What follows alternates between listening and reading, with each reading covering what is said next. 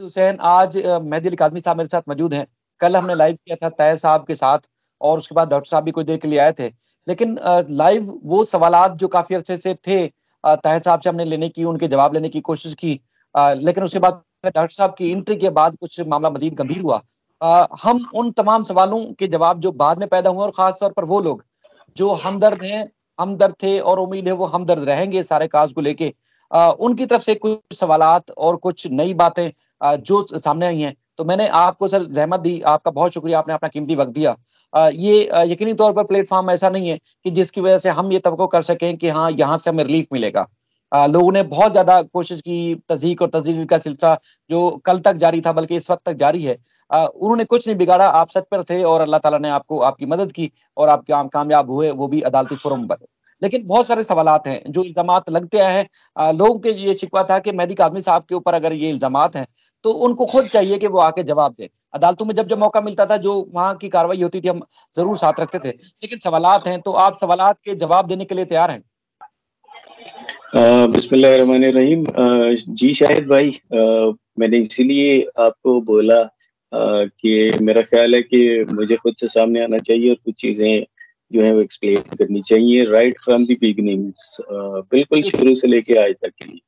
Sir बिल्कुल, बिल्कुल। शुरू से हम सवाल करते हैं। चूँकि जब ये अदालत में मामला आया था, तो अदालतों में चाहे लाहौर में था या कराची में, तो इब्तिदा में जो आपके वकील थे, वो फयाज़ रामे साहब थे, जिनको हमने देखा हाई कोर्ट में भी, सोशल मीडिया पे भी।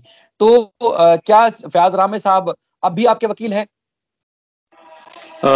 देखिए, सबसे पहले आपको याद होगा जब 16 अप्रैल को ये इंसिडेंट हुआ, उसके बाद अ, जो वुमेन डिपार्टमेंट है, शहला रज़ा, जिसको लीड करती हैं, वो मेरे घर आई थी और उन्होंने मुझे एक लीगल टीम प्रोवाइड की थी अपने ऑफिस की तरफ से, जिसमें कराची से जो थे वो अल्ताफ खोसो साहिब मेरा केस देख रहे थे। उनका ऑफिस जो था, अ, कराची से अल्ताफ हुसैन खोसो साहिब इस केस को देख रहे थे और उस दौरान जब एक केस था जो बच्ची की तरफ से जबरदस्ती डलवाया गया था लाहौर में, तो उस केस के लिए चूँकि हमें एक लाहौर में वकील रिक्वायर्ड था, तो जो मैडम शहला रज़ा हैं, उन्होंने ही अपना अली बदर साहिब जो हैं, बेसिकली हमें अली बदर साहिब प्रोवाइड किए गए थे। चूँकि आपको पता है कि अली बदर साहिब एक बड़ा नाम है और वो सियासत में भी एक्टिव हैं। तो उन्होंने अपने ऑफ़िस के जो एसोसिएट्स थे, उनको इस केस के लिए लगा दिया गया, जिनमें फ़याज़ रामी साहिब को अटैच किया गया। तो लाहौर का जो मेरा केस था, वो वाला केस वो फ़याज़ रामी साहिब ने देखा। अ, और मैं इस सिलसिले से फ़याज़ रामी साहिब का शुक्रिया भी अदा करना चाहूँगा कि उन्होंने वो जब तक इस केस में इन रहे, बड़ी एक्टिवली उन्होंने इस केस को वहाँ पे डील किया। मेरा ख़्याल है कि जब बच्ची 8 जून को के फैसले के बाद 9 जून को ये लाहौर में पेश हुई है, तो 9 जून को मेरा ख़्याल है अली बदर साहिब और फ़याज़ रहमी साहिब पेश हुए थे कोर्ट के अंदर, और मेरा ख़्याल है वो उस वक़्त तक फ़याज़ रहमी साहिब मेरे वकील रहे थे। उसके बाद वो अब जो है वो अब मेरी लीगल टीम का हिस्सा नहीं है, लेकिन डेफ़िनेटली उन्होंने अपना किरदार जहाँ पे इसमें ज़रूरत पड़ी, बड़ा एक्टिवली अदा किया था और मैं उसका मशकूर हूँ रामी साहिब का। अच्छा, मतलब कहने का मतलब ये है कि 9 जून के बाद आपकी कानूनी मामलात में उनका मुआवनत करना बिल्कुल नहीं है और ना ही उसको कर रहे हैं, उसके बाद अगर वो कोई चीज़ कर रहे हैं तो। अच्छा सर, एक सवाल है दूसरा, चूँकि आपने ज़िक्र किया शैला रज़ा साहिबा का, तो लोग तो कहते हैं कि आपने शैला रज़ा का भी शुक्रिया अदा नहीं किया। उन्होंने तो बड़ा किरदार अदा अच्छा, किया था। मैं शायद मेरी जो 9 जून वाली डेट है, ये शायद हो सकता है, ये गलत हो सकती है, 9, 10, 11 कुछ ऐसा हो सकता है, लेकिन वो मेरा ख़्याल है उस केस की हद तक अली बदर साहिब का जो ऑफ़िस था, वो एक्चुअली में वो मेरा मुझे रिप्रेज़ेंट कर रहा था। उसके बाद तो ये केस एक्चुअली में उस वक़्त तो ख़त्म ही कर दिया गया था। तो वो केस जी। एक तरह से एंड हो गया था वो, तो उसके बाद जिब्रान नासिर साहब इस केस में इन हुए, तो उन्होंने ज़ीरो से इस केस को उठाया। फिर उन्होंने अपने ऑफिसर्स जो है जो उन्हें रिक्वायर्ड थे इस केस को लेकर वो उन्होंने दोबारा खुद से सिलेक्ट की है, जिसमें फहद अहमद सिद्दीकी साहिब और अहमद शेर जट साहिब लाहौर से मेरा केस देख रहे हैं। इसके अलावा यहाँ पे डिफरेंट हैं ये सारे, जैसे मैडम आमना मेरी फैमिली कोर्ट के अंदर मेरा केस देख रही हैं, तो ये सब इनको लीड जो कर रहे हैं वो जिब्रान नासिर साहिब कर रहे हैं। अब आपके इस सवाल की तरफ मैं आऊँ, देखिए मेरा ख्याल है उनका किरदार इतना मुतनाज़ बनाने की कोशिश की गई। पहली बात यह कि जब मेरी बच्ची घर वापस आई तो उनका मोहतरमा शैला रजा साहिबा का मुझे पर्सनली फोन कॉल रिसीव हुई थी मुझे, और वो बहुत खुश थी, और मैंने उनका शुक्रिया उनको अदा किया था। चूंकि उनका किरदार इतना ज्यादा मुतनाज़ा बना दिया गया है, तो मैंने ये मुनासिब नहीं समझा कि मैं उनको मजीद इसमें ड्रैग करूं, ताकि वो मजीद जो है उनके ऊपर कोई ऐसी ऊट पटांग बातें करते रहे। तो मैंने उनके लिए एक वीडियो या ऐसे कोई पैगाम नहीं दिया, ये बात करेक्ट है, लेकिन मैंने उनका शुक्रिया अदा किया, और मेरा ख्याल है वो भी इसे अंडरस्टैंड करती हैं। मेरे ख्याल है उन्हें बड़ा गैर जरूरी किस्म का इस केस में घसीटा गया, और जिसका डेफिनेटली कोई न सर था न पाँव था। इस यही एक रीजन थी, इसके अलावा तो कोई रीजन नहीं है। अच्छा मेरे साहब एक चीज बताएं, क्योंकि आपको पता है कि इस वक्त भी बहुत सारे लोग देख रहे हैं, कल भी लोगों ने वीडियो देखी, कल आपने थोड़ा सा टाइम दिया था। लोग तो फाइनेंशियल मामलात के ऊपर बड़े सवालात उठाते हैं, चूंकि जब मामला अदालतों में जाता है, पाकिस्तान के कानूनी तरीकेकार आपको पता है कि जगह जगह पैसा खर्च होता है। आप जाती भी अगर ट्रैवलिंग करें, जाती तौर पर भी बड़ा अखराजात आते हैं, तो ये तो एक बड़ा आपको पता है कि मुख्तलिफ अदालतों में मुख्तलिफ मकामात पर मुख्तलिफ तरीकों से फाइट करना पड़ा। तो आपको, चूंकि आप खुद एक तनख्वाहदार तबके से ताल्लुक रखते हैं, बड़ी मुश्किल से ज़ाहिर है गुजारा होता है, लेकिन बड़ी मुसीबत आन पड़ी, तो उस वक्त आपको ये फाइनेंशियल सपोर्ट जो थी अब तक किसने की, कौन कर रहा है? देखिए आपको पता है शायद भाई, आप तो खुद कोर्ट से रिलेटेड आदमी है। एक केस हो, कोई एक केस बंदा फॉलो कर रहा हो, तो उसमें बंदे का जिस तरह से हालत बुरी होती है, आप समझ सकते हैं। तो मेरा केस कहाँ कहाँ कौन कौन सी अदालत में नहीं लड़ा गया।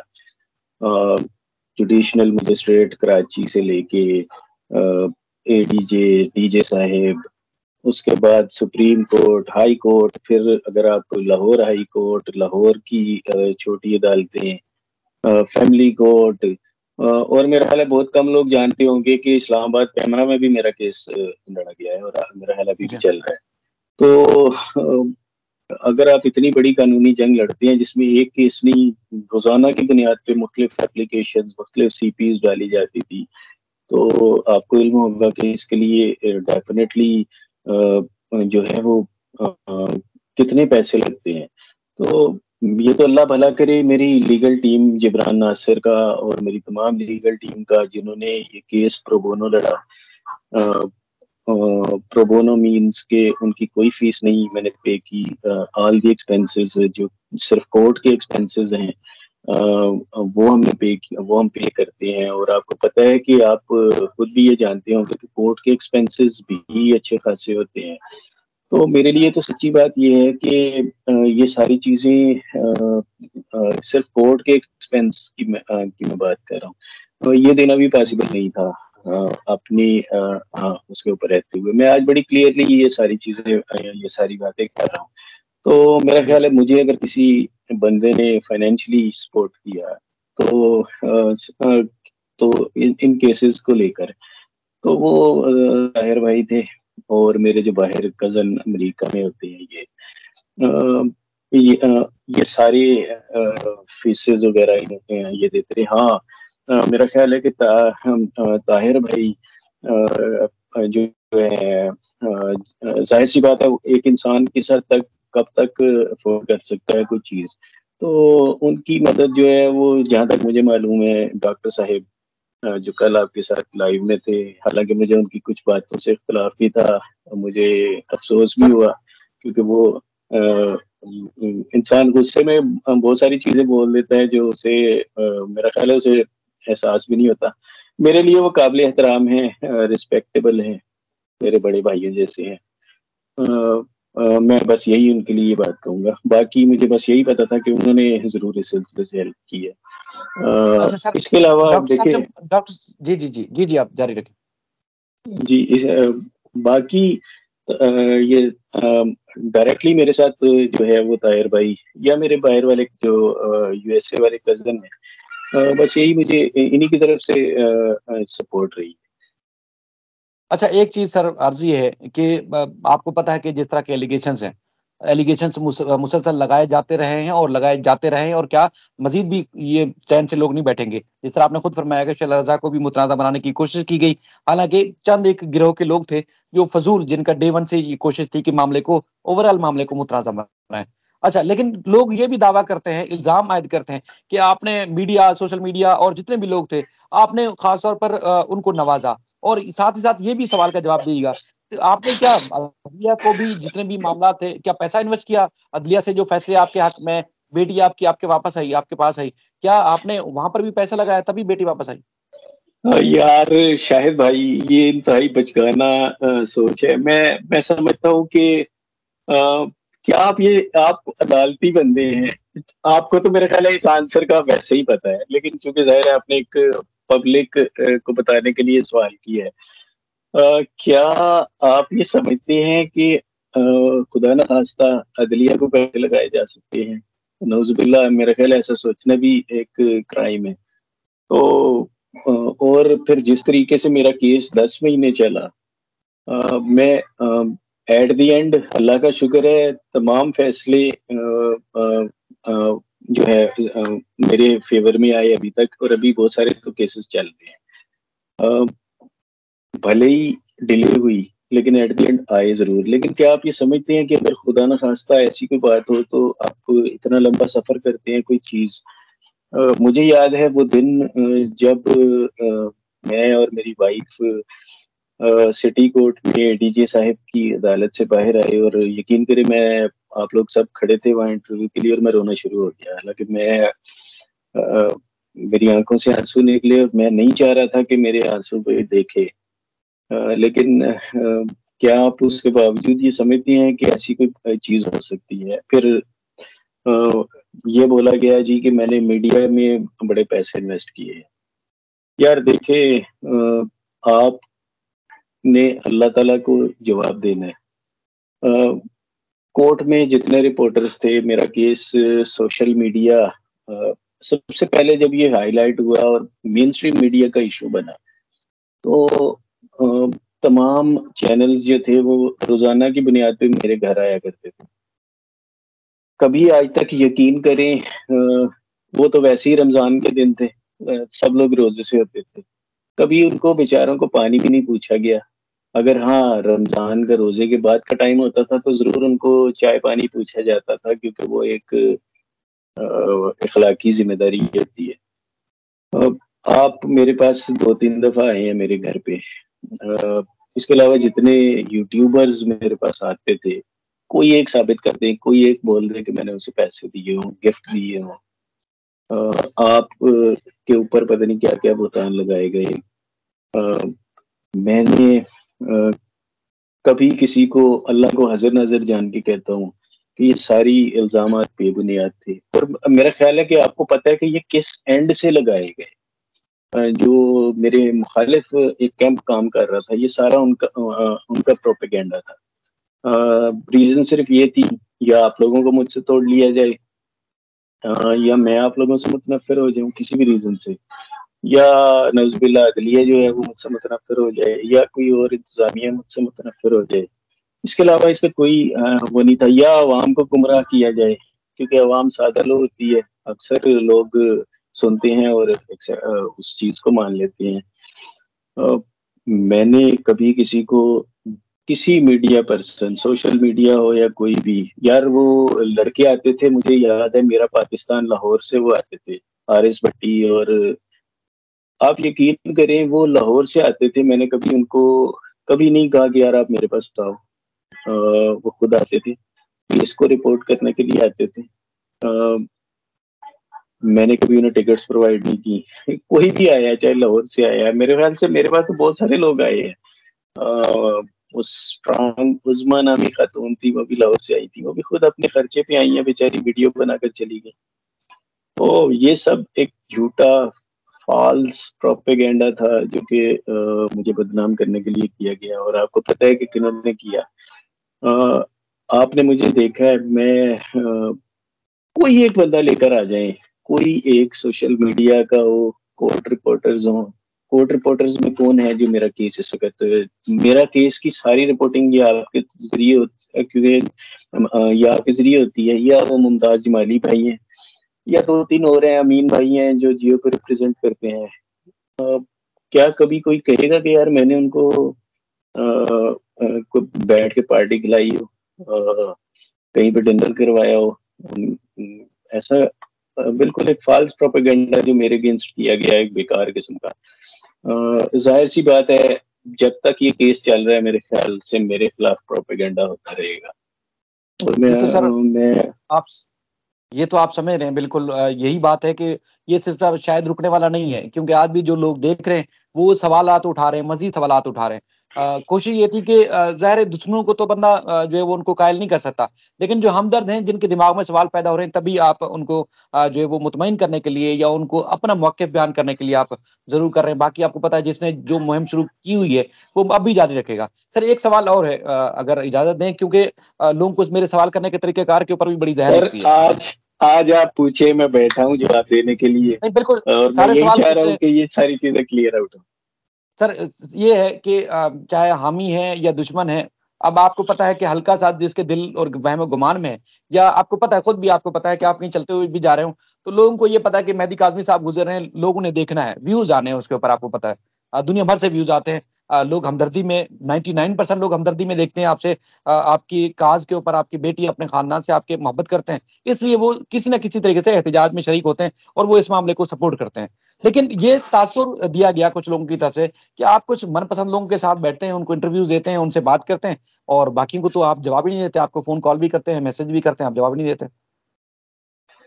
देखिए शाहिद भाई, मेरा ख्याल है एक वक्त था, मेरा ख्याल है ये 8 जून से पहले पहले की बात है, जब मैं अवेलेबल फॉर एवरीवन था इंटरव्यूज के लिए। अ, जब से इस केस में जिब्रान नासिर साहब इन हुए हैं, मैंने अपनी मीडिया अपीयरेंस अपनी जिब्रान भाई के कहने के ऊपर बड़ी कम कर दी है। अ, इस वक्त सिचुएशन ये है कि आपको पता है मैंने आपको कितने इंटरव्यूज दिए हैं। ये आज जो मैं आपके सामने बैठा हूँ, ये नीड है, ये मेरी ज़रूरत है। जाहिर सी बात है, बहुत सारी चीज़ें मैंने क्लियर आउट करनी थी, तो ये इस वजह से मैंने आपको खुद से ज़हमत दी। इसके अलावा मुझे आप बताइए, मैं आपके पास क्या आपके लाइव सेशंस कितने महीने चलते रहे हैं? मेरा ख्याल है अगर मैं गलत नहीं कह रहा तो जुलाई अगस्त सितंबर, शायद ऐसे जुलाई या अगस्त से आप लोगों के लाइव सेशन चल रहे हैं। मुझे बताइए मैं आपके पास कितनी बार बैठा हूँ। जमाली के लाइव सेशन उन्होंने तो शायद किया भी नहीं होगा। इसके अलावा और लाइव सेशंस जो होते हैं, मुझे बताएं उसमें मेरी अपीयरेंस कितनी थी? अ, अच्छा, अगर अब ये कह लिया जाए कि लाइव सेशंस के अलावा मैं कितना, तो यार आपको पता है मैं जब कोर्ट में आता हूँ, अब मैं अगर मीडिया में सामने आता हूँ तो जस्ट कोर्ट की हियरिंग के बाद जब हम वहां से जा रहे होते हैं तो उस वक्त जो अगर वो भी जरूरी बात हो तो मैं मीडिया के सामने आके बोलता हूँ। अदरवाइज आपको पता है कि अब मेरी मीडिया अपीयरेंस बड़ी लिमिटेड सी होती है, क्योंकि उसकी अगर ज़रूरत महसूस हो तो हम ज़रूर करते हैं, अदरवाइज़ नहीं होती। और अगर जो भी कोर्ट वहाँ पे सिर्फ़ आप अकेले या कोई और 2-3 मेरे पसंदीदा नहीं होते, वहाँ पे कोई भी आ जाए उस कोर्ट के बाहर उस जो लाइव सेशन होता है उस जगह पे, मुझे नहीं पता यार आप लोग उसे क्या कहते हैं, इंटरव्यू बोलते हैं या क्या बोलते हैं, कोर्ट के बाहर जो हम खड़े होके करते हैं। तो जी जी सवाल। उसमें कोई भी सवाल करने वाला आ जाए, चाहे वो मेरे मुखालिफ कैंप का ही क्यों ना हो यार, मेरा ख्याल है हम उस वक्त उसको रिप्लाई करते हैं। अ, मैंने कभी किसी को वहां पे ना नहीं की। हाँ, अगर मैं किसी को इंटरव्यू दे ही ना रहा हूँ जैसे अभी लास्ट जो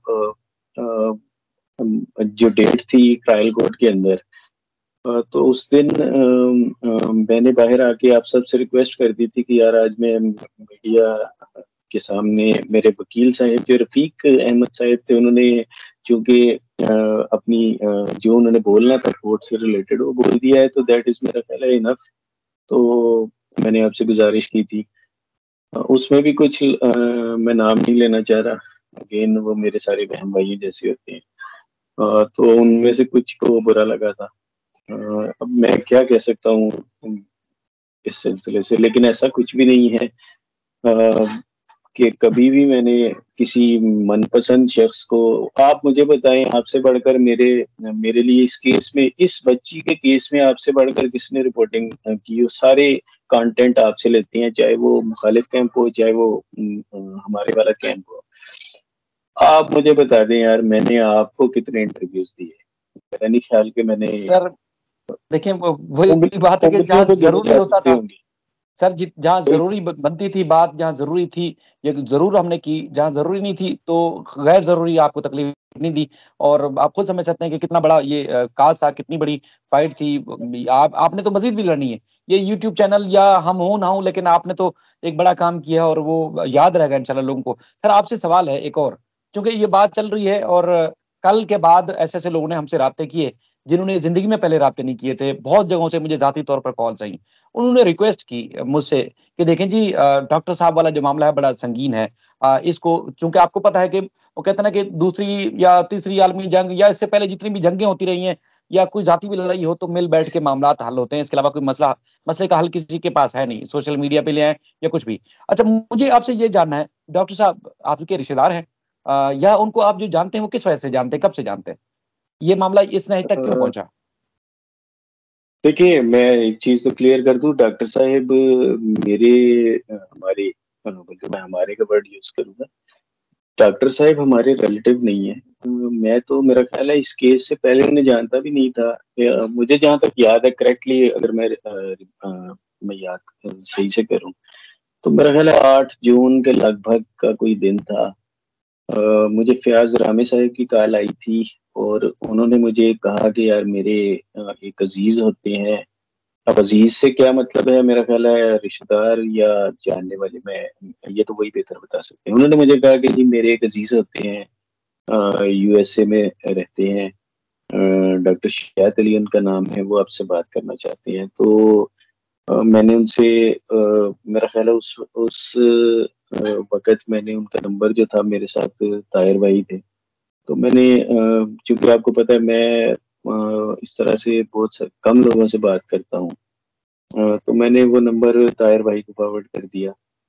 मेरे साथ ही थे वो, हमारी फिर उनसे बात हुई, उन्होंने जस्ट वो फर्स्ट सलाम दुआ थी, इसके अलावा मेरा उनसे कोई इंटरेक्शन बड़ा कम रहा। लेकिन डेफिनेटली उन्होंने इस केस में काम किया है, मेरे लिए वो काबिल इज्जत है।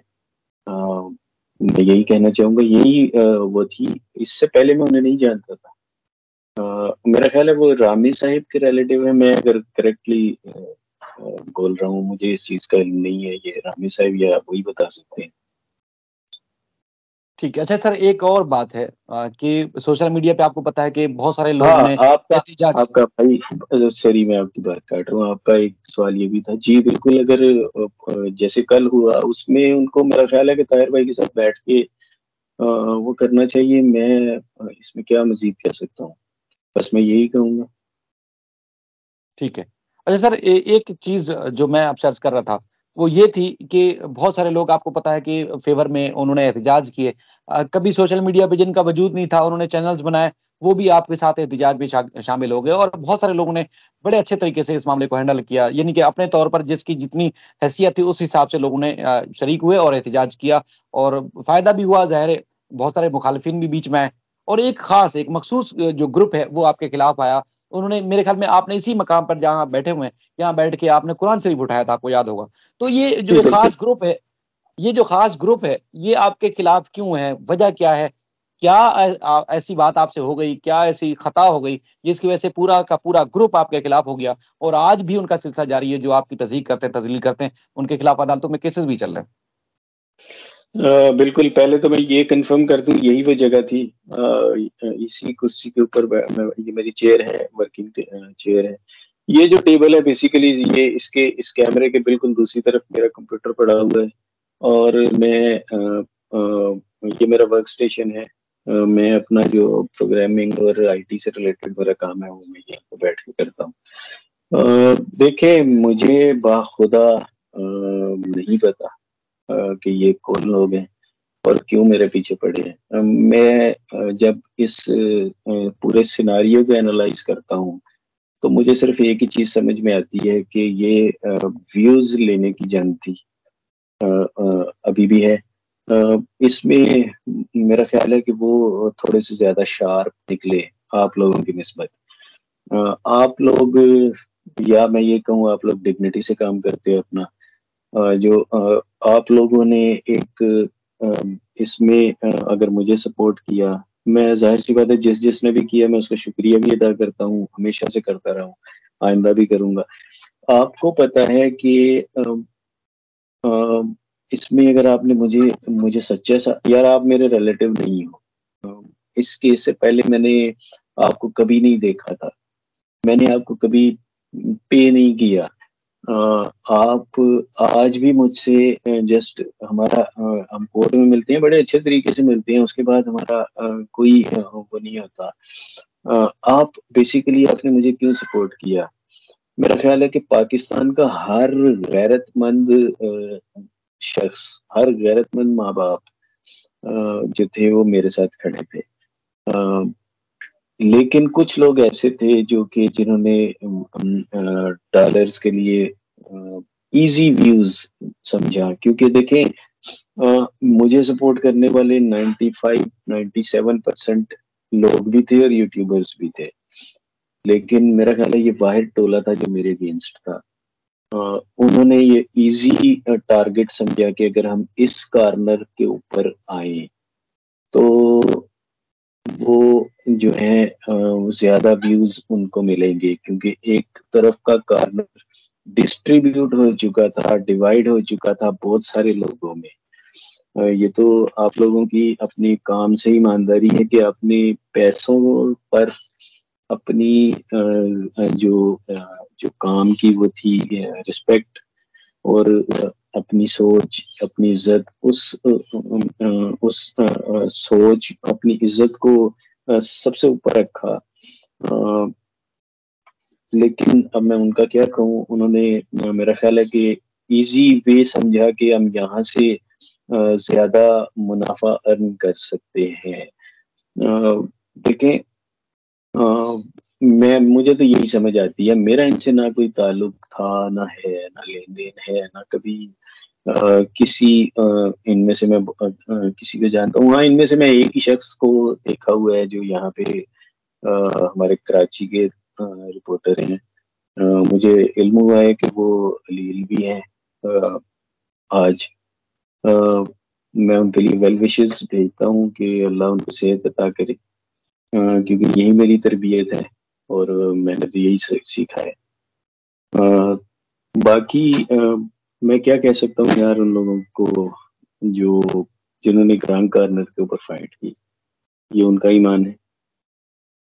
ठीक है सर, देखें अदालतों में मामला चल रहे हैं, बिल्कुल ये आपका बड़ापन है कि मुसलसल मुहिम चलाने के बावजूद भी नाजरीन, ये बिलाल साहब अलील हैं, बताया गया है कि उनकी तबीयत नासाज है। शायद आपको भी पता चला तो आपने वाकई उनकी ये एक हमदर्दी का इजहार किया और उनके लिए जी खैर खाई और जी, दुआ मैंने सेहत की, और हम सब उनके लिए बिल्कुल। मुझे मुझे मुझे यूट्यूब में कोई एक पोस्ट लगा हुआ था तो मुझे वहां से पता चला। अ, अगरचे कि वो मेरे एक केस भी मेरे अगेंस्ट है, लेकिन मैं फिर भी अल्लाह से दुआ करूंगा कि वो जल्द सेहतमंद।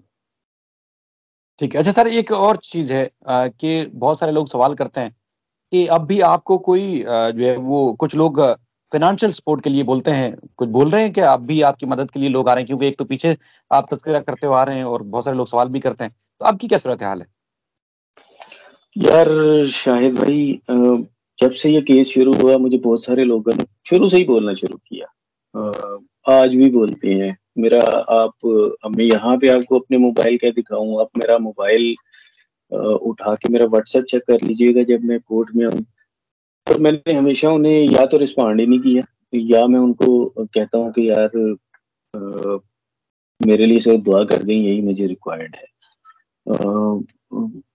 बहुत सारे लोगों ने जो है यकीनन यार उनकी जब उन्हें पता चलता है कि एक शख्स इतनी बड़ी फाइट कर रहा है, तो बहुत सारे लोग कहते हैं या इस तरह के मैसेजेस करते हैं। आपको याद होगा मेरी वाइफ ने एक वीडियो भी बनाई थी।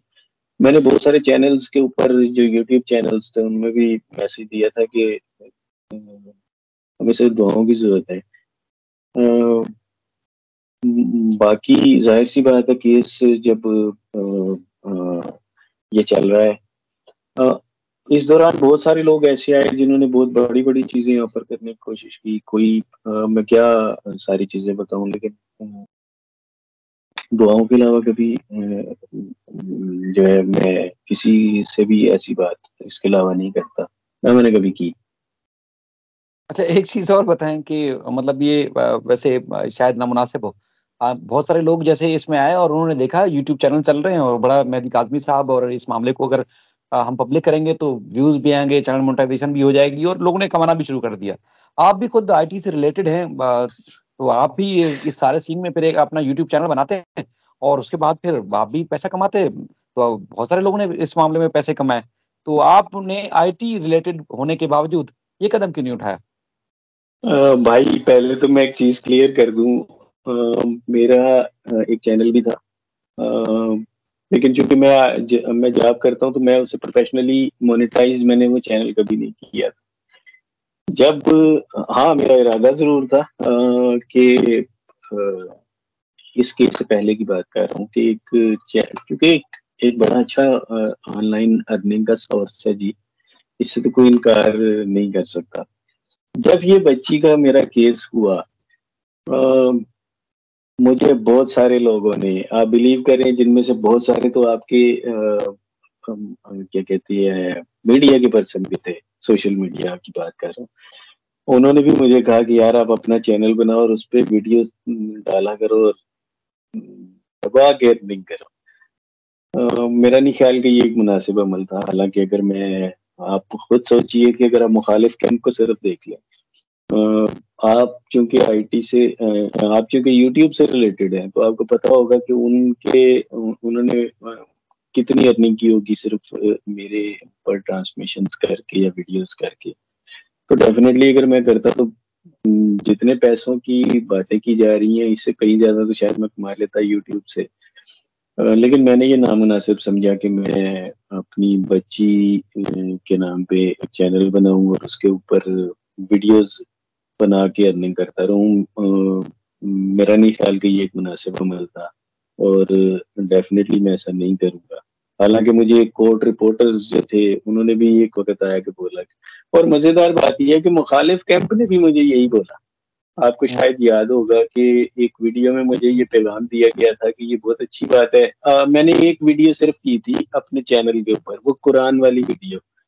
हुँ, वो मैंने पब्लिक नहीं की थी, आज तक वो पब्लिक नहीं है। उसका लिंक था प्राइवेट, क्योंकि मैंने सिर्फ, क्योंकि वो बहुत बड़ी वीडियो थी, आपको पता है व्हाट्सएप के ऊपर वीडियो शेयर करने की एक लिमिट होती है। तो चूंकि वो उसका उसका साइज और उसका टाइम बड़ा था, तो मैंने उसको यूट्यूब अपने चैनल पर डाला। मेरा चैनल मोनेटाइज नहीं है, मैं एक बार फिर क्लियर कर दूं। वो मैंने लिंक्स आपको और तमाम मीडिया पर्सन्स को मैंने वो शेयर किए थे, ताकि यार आप यहाँ से वीडियो डाउनलोड करके उसे अपने चैनल्स पर डाल लें।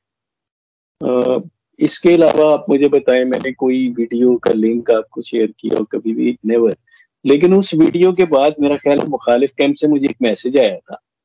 हुँ, हाँ, मुझे याद नहीं है कि वो वीडियो में यकीनन वो वीडियो के अंदर उन्होंने जो उसको काउंटर करने के लिए अगले दिन जो एक खातून भी शायद कुरान लेकर आ गई, या उससे अगले दिन की ट्रांसमिशन कही, उन्होंने मुझे ये एक पैगाम दिया कि ये बड़ी अच्छी बात है कि मैंने चैनल के ऊपर अपना ये किया है, और हम उम्मीद रखते हैं कि मैं एक चैनल बना के उनको रिस्पॉन्ड किया करूं। जाहिर सी बात है, शायद वो लोग ये चाह रहे थे कि मैं ऐसा काम करता रहूं ताकि उन्हें कंटेंट मिलता रहे। और दोनों तरफ को अर्निंग होती रही। लेकिन मेरा नहीं ख्याल कि मैं इसे मुनासिब समझता हूँ। सर उनको तो वैसे मुझे लगता है बातों से कि एक तो कुरान और हदीस की बातें और दूसरा ये है कि ना कोई हया है ना शर्म है, थोड़ी सी भी कहीं ज़मीर बाकी नहीं है। इल्ज़ामात का सिलसिला वो आपके ऊपर क्या पूरी दुनिया के ऊपर उन सिर्फ 3-4 लोग हैं वो कहते हैं यही सिर्फ ईमानदार है, इसके अलावा पूरी दुनिया झूठी है। सब झूठ बोल रहे हैं, सब फ्रॉड है। अच्छा सर, ज़रा केस की तरफ आते हैं ज़रा चूँकि लोग बहुत देख रहे हैं, सवाल आप भी कर रहे हैं कि एक चीज़ ये है कि केस के हवाले से क्या प्रोग्राम है? क्योंकि बच्ची घर आ चुकी है और हम फर्दन-फर्दन अपडेट लेते भी रहते हैं। तो अब केस कैसे चलेगा? किस तरह उसकी पेशरफ्त होगी? क्योंकि ट्रायल रुका हुआ है, चार्ज फ्रेम होगा, तभी मुल्ज़मान को सज़ाएँ होंगी। तो उस ट्रायल के लिए क्या फ़ोकस है सर? देखिए, अभी तो आपको पता है कि चार्ज फ्रेम ही नहीं हुआ। अ, कभी उम्मीद थी कि कल जो है वो बेल और ये सारे मामला सेटल हो जाते, और जो अगली डेट थी 27, इस पे चार्ज फ्रेम के ऊपर बात होती। लेकिन अब देखें अगली डेट के ऊपर क्या होता है। लेकिन ये चीज़ मैं बारहा कह चुका हूँ, आज फिर कह रहा हूँ कि कोई कंप्रोमाइज़ डेफ़िनेटली इस केस को लेकर नहीं होगा। मैं अगर दुनिया में तन्हा शख्स भी रह गया इस केस को के लिए, अपनी बेटी के हक के लिए, तो मैं एट द एंड तक मैं जाऊँगा और इस केस को इख्तिताम तक पहुँचाऊँगा। उसके लिए चाहे मुझे पूरी दुनिया मेरी मुखालिफ हो जाए, तमाम लोग मेरा साथ छोड़ दें, भले ही, तब भी मैं ये केस एट द एंड तक पहुँचाऊँगा ज़रूर। अच्छा सर, आखिरी सवाल है क्योंकि टाइम बहुत ज़्यादा हो गया है। मुझे सिर्फ़ एक सवाल करना है आपसे मज़ीद। वो ये है कि बच्ची का बयान जो है कब होगा? लोग तो सवाल करते हैं, बल्कि ये जो सोशल मीडिया विंग है, ये भी इश्तियाल दिलाता है कि जी बच्ची तो अब आपके पास आ गई है, तो आप बयान क्यों नहीं रिकॉर्ड करवाते? तो आप कब बयान रिकॉर्ड करवाने के लिए बच्ची को अदालत में पेश करेंगे? अ, देखिए, ये आपको पता है, आप तो खुद कोर्ट से रिलेटेड आदमी हैं। आपको पता है भाई कि बच्ची का बयान तब तक नहीं हो सकता जब तक, अगर मेरे ऊपर बात करें तो मैं तो चाहूँगा कि सुबह हो जाए। जो कल होना है वो आज हो जाए। लेकिन एक चीज़, हर चीज़ का एक मेरा ख़्याल है तरीक़ा-ए-कार होता है। इसका भी तरीक़ा-ए-कार ये है मेरे ख़्याल से, जहाँ तक मैं समझा हूँ, कि बच्ची का जो बयान है वो ट्रायल के अंदर शुरू होगा। या तो वो एज़ ए गवाह नंबर 1 आएगी, या पहले नंबर की से स्टार्ट होगी, या बीच में कहीं उसका बयान होगा। ये तो जज साहिब या जो वकील साहिबान है वही इसका जवाब ज़्यादा बेटर अंदाज से दे सकते हैं। लेकिन डेफ़िनेटली जो तरीका है वही फ़ॉलो होगा इसके लिए। बिल्कुल, अच्छा सर, एक एक छोटा-सा सवाल ये है कि इस सारे सीन को लेके कहीं ऐसी चीज़ है कि कहीं सेक्टेरियन चीज़ सामने आई हो आपकी तरफ से, करीबी लोगों की तरफ से, या कहीं ऐसा सामना करना पड़ा हो? क्या इस तरह की कोई बात है, हुई है या होगी? उस पे क्या जवाब देंगे आप? देखिए, ये आपने बहुत अच्छा किया ये सवाल पूछा। क्या आपने मेरे मुँह से या मेरे जो मेरी फैमिली है इसके मुँह से कभी आपने सुना है कि हम फ़िक़ही मसले की तरफ, अक्सर लोग मुझसे सवाल करते हैं, यार आपका तो शायद सेक्ट चेंज है। मैं कहता हूँ भाई हम सब मुसलमान हैं, बात ये नहीं है। और हमने कभी भी इस इश्यू को सेक्टेरियन इश्यू नहीं बनाया। ये पाकिस्तान की बेटियों का मसला है। इसमें ना कोई सेक्टेरियन है, ना शिया सुन्नी का मसला है, ना ये शिया की बच्ची है, ना सुन्नी की बच्ची है, ये पाकिस्तान की बच्ची है। तो ये तमाम इश्यू जो है ये बेसिकली पाकिस्तानी बच्चियों के लिए है। पाकिस्तान की बच्चियों के साथ जो एक अलमिया चल रहा है, ये kidnapping, enticement, child trafficking, child marriage, ये उस चीज़ का केस है। हमारी तरफ से ऐसा कभी वो नहीं किया गया। हाँ, इस चीज़ को मुखालिफ कैंप की तरफ से बड़ी हवा देने की कोशिश की गई, लेकिन मैं अ और माज़रत के साथ कुछ हमारे भी जो मुझे सपोर्ट कर रहे थे, चूँकि 95-97% तो मुझे ही सपोर्ट, मेरी ही काज़ को सपोर्ट किया गया, तो कुछ बिल्कुल दो चंद एक लोग थे। लेकिन बड़ी सख्ती के साथ मेरी लीगल टीम के हेड जिब्रान नासिर साहिब, मैं उनको दो-दो हाथ उठा के सैल्यूट करूँगा जिन्होंने इस चीज़ को समझा। और उन्होंने मुझे डेफिनेटली कुछ इसी यही रीज़न है कि मैं किसी लाइव ट्रांसमिशंस में नहीं बैठता, या मैं ऐसे चैनल्स के ऊपर जो कि सेक्टेरियन इशू को हवा दे रहे थे, मैं उनसे पीछे हो गया। जस्ट एक यही एक रीज़न थी, क्योंकि हमारी तरफ से ऐसा कभी कुछ नहीं हुआ। लेकिन मैं समझता हूँ कि ये उससे बड़ा इशू है, उस चीज़ से बड़ी, क्योंकि ये कौमी लेवल का एक एक बच्चियों के साथ जो इशू क्रिएट किया गया है या हो रहा है। तो हमारी तरफ से ऐसे कभी वो नहीं हुआ भाई। और एक और चीज़ बताता जाऊँ, कुछ लोग शायद ये समझते हैं कि मैं जो है हाईजैक किया हुआ हूँ, मुझे किसी ने या किसी चंद लोगों ने या कुछ मेरे रिलेटिव्स ने, ऐसी बात नहीं है भाई। मैं बहुत सारी चीज़ें ऐसी हैं कि जो जिब्रान भाई जो मुझे बोलते हैं कि यार आपने इन चीज़ों से अवॉइड करना है, और आपने ये चीज़ें करनी है या ये चीज़ें नहीं करनी, मेरी बाउंड्री, मेरी लिमिट्स उन्होंने कुछ मुझे बताई हुई हैं। मैं बड़ा स्ट्रिक्टली उसे फॉलो करता हूँ, क्योंकि मैं एट द एंड मेरा केस जो है वो जिब्रान नासिर साहब ने फाइट करना है। तो मेरा ख्याल है मुझे उन्हें फॉलो करना पड़ेगा इस चीज़ के लिए, उनके बनाए हुए रूल्स को। ठीक है सर, माशाल्लाह बच्चियों की आवाज़ें आ रही हैं सर। उस दिन भी जब जी, हम आए थे बिल्कुल। तो इसी तरह बच्चियाँ आपस में खेल रही थी घर में, बड़ा देख के अच्छा लग गया था। अच्छा, ये आप उसी घर में हैं, कहीं शिफ्ट तो नहीं हो गए या होने का इरादा तो नहीं है?